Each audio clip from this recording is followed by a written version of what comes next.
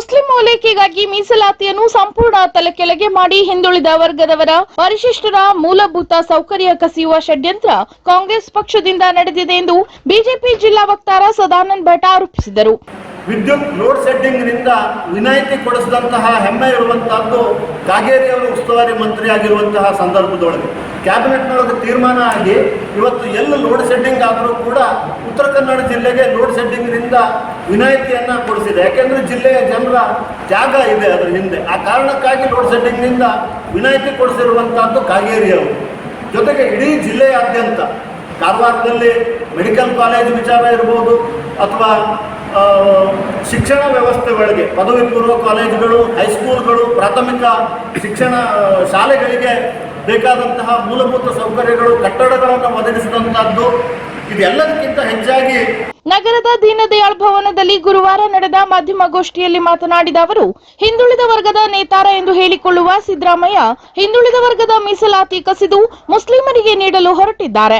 12.98% ಜನಸಂಖ್ಯೆ ಹೊಂದಿರುವ ಮುಸ್ಲಿಮರಿಗೆ ಹಿಂದುಳಿದ ಪರಿಶಿಷ್ಟ ಜಾತಿ ಪಂಗಡದ ಮೀಸಲಾತಿ ನೀಡಿ ತುಷ್ಟೀಕರಣದ ಪರಮಾವಧಿಯನ್ನು ಮಾಡುತ್ತಿದೆ. ಇದರಿಂದ ಹಿಂದುಳಿದ ವರ್ಗಕ್ಕೆ ಸಿಗುವ ಸೌಲಭ್ಯ ಕಡಿತವಾಗಲಿದೆ.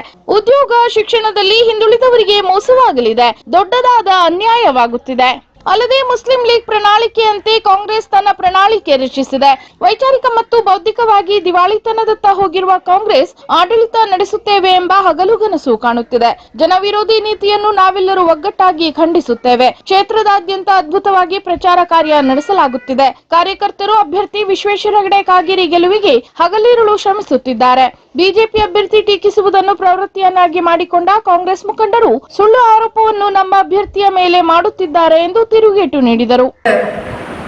ಆ ಸಂವಿಧಾನವನ್ನ ಅನುಗುಣವಾಗಿ ಧರ್ಮ ಆಧಾರಿತವಾಗಿ ಮೀಸಲಾತಿಯನ್ನು ನೀಡೋದಕ್ಕೆ ಸಾಧ್ಯ ಇಲ್ಲ ಅನ್ನುವಂತಹ ತೀರ್ಪುಗಳು ಬಂದ ಮೇಲೆ ಈ ಪ್ರಯತ್ನಕ್ಕೆ ಸ್ವಲ್ಪ ಹಿನ್ನಡೆಯಾಗಿದೆ.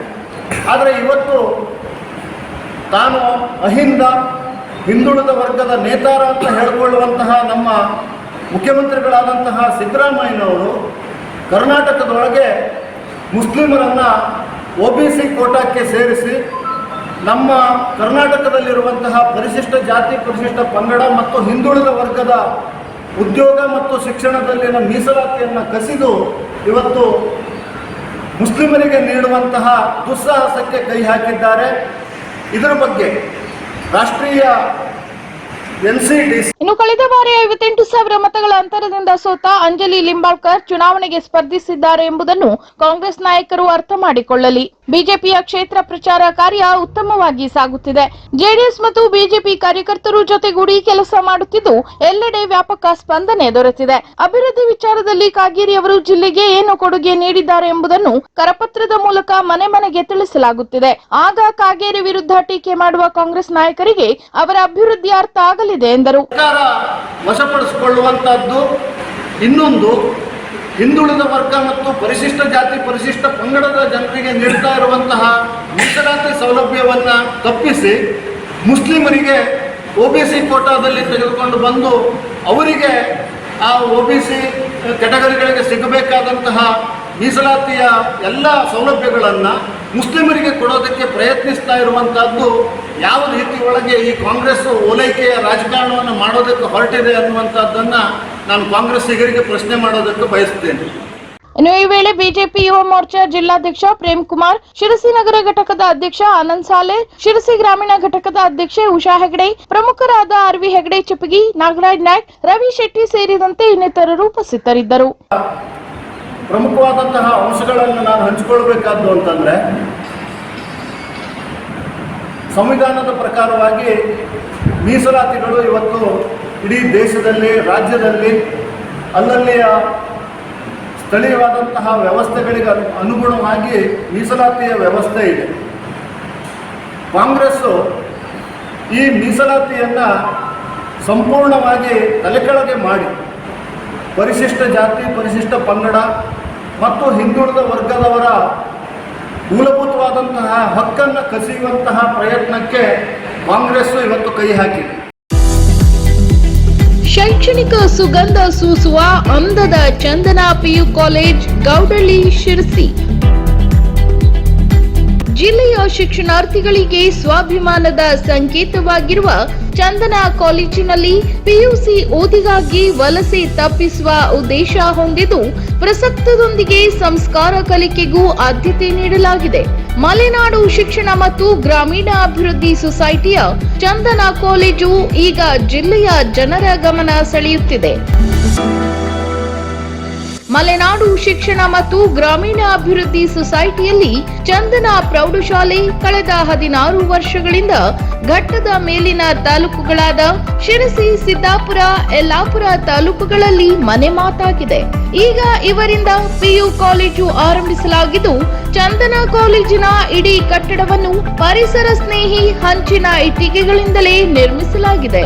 ವಿದ್ಯಾರ್ಥಿಗಳ ಸರ್ವತೋಮುಖ ಅಭಿವೃದ್ಧಿಗೆ ಏನೇನು ಅವಶ್ಯಕತೆಯೋ ಅವೆಲ್ಲವನ್ನೂ ಇಲ್ಲಿಯೇ ಒಂದೇ ಕಟ್ಟಡದಲ್ಲೇ ಒದಗಿಸಲಾಗಿದೆ. ನಮ್ಮ ಕಾಲೇಜಿನಲ್ಲಿ ಸುಸಜ್ಜಿತ ಮತ್ತು ವಿಶಾಲವಾದ ಕೆಮಿಸ್ಟ್ರಿ, ಫಿಸಿಕ್ಸ್, ಬಯಾಲಜಿ ಮತ್ತು ಕಂಪ್ಯೂಟರ್ ಪ್ರಯೋಗಶಾಲೆಗಳು, ಸುಸಜ್ಜಿತ ಬೋಧನಾ ಕೊಠಡಿಗಳು, ಎಲ್ಲಾ ಕೊಠಡಿಗಳಿಗೂ ಇಂಟರ್ನೆಟ್ ವ್ಯವಸ್ಥೆ, ಎಲ್ಸಿಡಿ ಟಿವಿ ಸಂಪರ್ಕ, ಪ್ರೊಜೆಕ್ಟರ್ ವ್ಯವಸ್ಥೆ ಮತ್ತು ಸ್ಪರ್ಧಾತ್ಮಕ ಪರೀಕ್ಷೆಗಾಗಿ ಬೇಕಾಗುವ ಎಲ್ಲಾ ಸೌಕರ್ಯಗಳನ್ನು ಒದಗಿಸಲಾಗಿದೆ. ಜೆಇಇ ಹಾಗೂ ನೀಟ್ ಕೋಚಿಂಗ್ಗಳು ಸಹ ನಮ್ಮಲ್ಲಿ ಲಭ್ಯ. ಅಲ್ಲದೆ ನಗರದಿಂದ ಕಾಲೇಜಿಗೆ ತೆರಳಲು ವಾಹನ ವ್ಯವಸ್ಥೆ ಇದ್ದು, ಹೆಣ್ಣು ಮಕ್ಕಳಿಗಾಗಿ ಪ್ರತ್ಯೇಕ ಹಾಸ್ಟೆಲ್ ಸೌಲಭ್ಯವೂ ಇದೆ. ಉತ್ತಮ ಶಿಕ್ಷಣ ಮತ್ತು ಸಂಸ್ಕಾರಕ್ಕಾಗಿ ನಿಮ್ಮ ಮಕ್ಕಳನ್ನು ಚಂದನ ಪಿಯು ಕಾಲೇಜ್ಗೆ ಕಳುಹಿಸಿ.